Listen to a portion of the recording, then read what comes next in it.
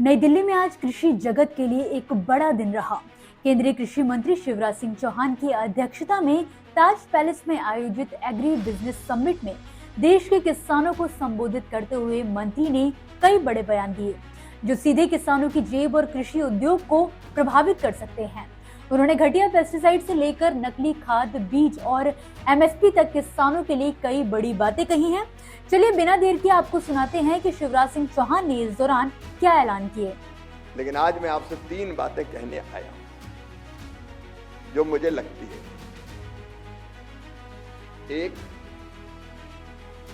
किसान को सही इनपुट मिले, इसकी पहल आप करो ना।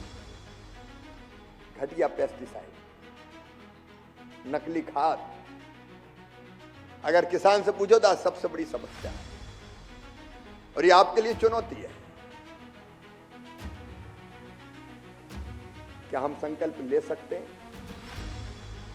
कि किसानों को आदान ठीक मिले, गुणवत्तापूर्ण मिले, उसमें उद्योग जगत भी अपनी भूमिका का निर्वाह करेगा। मैं एक उदाहरण आपको देता हूं बायोस्टूबलेंट का। 30,000 बने चले आए, अलग अलग ब्रांड। मैंने कृषि मंत्री बनने के बाद पूछा कि इसका कोई प्रोटोकॉल, से उत्पादन बढ़ता है नहीं बढ़ता है, कुछ तो बताओ भाई। बोले अभी तो नहीं है, हमका ये चाहिए किसी भी हालत। और मुझे कहा कि नहीं, 1 साल की तो छूट देनी पड़ेगी, नहीं तो गड़बड़ हो जाएगी। तो मुझे भी लगा 1 साल की छूट दो।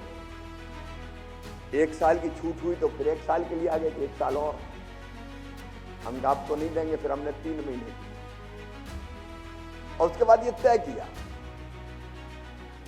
कि अगर आपने कुछ बनाया है तो सिद्ध तो हो कि उससे उत्पादन बढ़ रहा है। और उसके लिए एग्रीकल्चर यूनिवर्सिटी या आईसीआर की किसी संस्थान 3 जगह से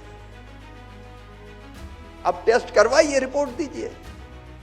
बढ़े तो स्वागत है, खूब बेचिए, और नहीं बढ़े तो आप आश्चर्य करोगे 30,000 में से 22,000 तो आए ही नहीं, मैदान छोड़ के भाग लिए। केवल 8,000 आए और उनमें भी प्रक्रिया चल रही है कि कितना वास्तव में परिणाम देते हैं। ये तमाशा क्यों चलने देना चाहिए था? कुछ भी बेचोगे किसानों को। हमने निर्देशित किया इस बात के लिए भी कि टैगिंग नहीं चलेगी। दिलीप भाई भी बैठे, दुकान पे खरीदने जाओ तो डीएपी के साथ ये बोतल तो ले ही जाओ, लेना पड़ेगा। ये क्यों चलना चाहिए? जबरदस्ती क्यों किसान के साथ होना चाहिए? और सब राज्य सरकार को मैंने चिट्ठी लिख के और आग्रह करके कहा कि टैगिंग अवैध है, किसी भी कीमत पर नहीं चलेगी। हम गुणवत्तापूर्ण आदान तो किसान को दें, 3 गुना कहां से बढ़ेगा? घटिया दे दोगे तो बढ़ेगा कैसे? और इसलिए हम 2 एक्ट में परिवर्तन करने वाले हैं, सीड एक्ट और पेस्टिसाइड मैनेजमेंट एक्ट। आपको कुछ सुझाव हो तो वो भी आमंत्रित, क्योंकि कोई गड़बड़ करे तो फिर उसको छोड़ना नहीं चाहिए किसी भी कीमत। वो पूरे समुदाय को बदनाम करने का काम करता है। कृषि मंत्री ने साफ किया कि किसानों तक सही और गुणवत्तापूर्ण इनपुट पहुंचाना पूरी तरह हमारी जिम्मेदारी है।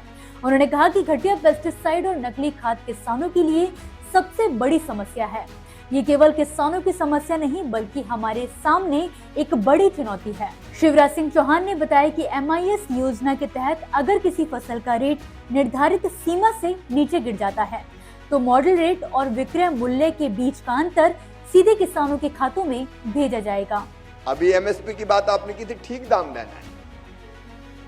और ठीक दाम देने के लिए केवल एमएसपी नहीं है, इस बार हमने तो बागवानी की फसलों पर MIS योजना के अंतर्गत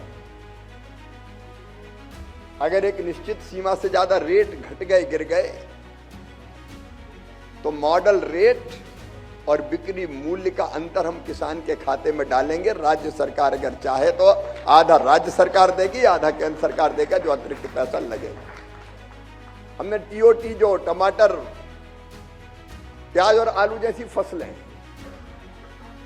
ये कई जगह बहुत सस्ती बिकती है किसान के खेत में, लेकिन दिल्ली मुंबई जाओ तो ये इनकी कीमत बहुत होती है। तो हमने ये तय किया कि नेफेड केंद्र सरकार की एजेंसी है, राज्य सरकार की एजेंसी अगर इनको लेके आएगी, जहां कम कीमत पे बिक रही, वहां से जहां ज्यादा कीमत पर बिक रही है, तो ट्रांसपोर्टेशन का खर्चा भी केंद्र सरकार देगी, भंडारण की व्यवस्था भी करने का काम करेगी। ऐसे कई चीजें करने की कोशिश की है जिससे किसान को उत्पादन का ठीक दाम मिल सके। प्रधानमंत्री फसल बीमा जैसी योजना प्राकृतिक आपदा में सहारा बनी है। शिवराज सिंह चौहान ने कृषि के वैज्ञानिक पहलू पर भी जोर दिया और कहा कि सबसे बड़ा व्यवहारिक वैज्ञानिक कोई है तो वो किसान है। और मैं आपको भी बताना चाहता हूं, सबसे बड़ा व्यवहारिक वैज्ञानिक कोई है तो किसान है। जब हम गए तो आश्चर्यचकित रह गए, कई इनोवेशन उसने किए।